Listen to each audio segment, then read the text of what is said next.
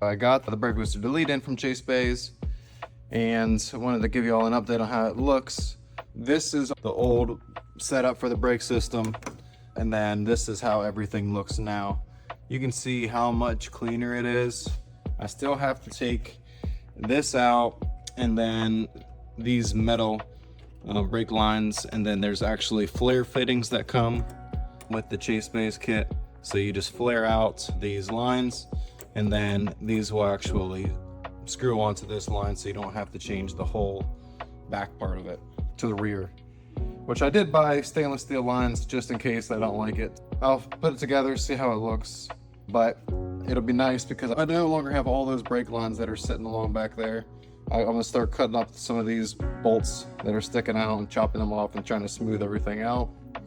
As you can see, what I did for the sides is this one actually flipped the brake line.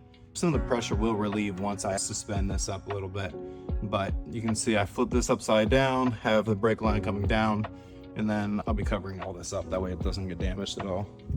And then same thing from the other side. I have it running back behind, pretty much along the subframe, and then underneath to that side. So you can see this is gonna look way cleaner when I get everything up. I still have the fuel lines to switch over to AN. This will be getting all cleaned up. I'm actually thinking of having a setup mounted where it runs along the back of the setup, or is gonna mount over here and then run straight down. So I still have to figure that out, how I'm exactly gonna do it, but we've looked at some different options, and might have the fuel pressure regulator mounted to the motor, and then it goes straight to the fuel tank from there with fuel filter and such. This is coming along really well. I switched out some of the bolts. We got some of the titanium from Just Up bolts on. Had wrapped their sticker in there and put in the car, but these look way nicer. Super excited to get them all in.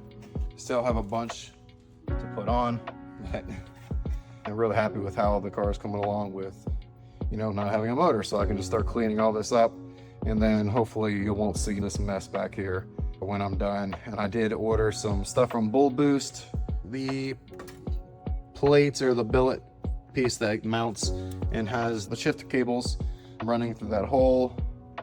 Eventually I'm gonna get PJ to wire me up the kind of harness where it snaps into the firewall. I'm sure you've seen that before. That way that makes that look nicer. But this is definitely coming along nicely. Once I take those brake lines and fuel lines out, this will be really cleaned up nicely. This is from finishing lines for the clutch. Be sure to follow the build, support the channel, and we'll chat with you next time.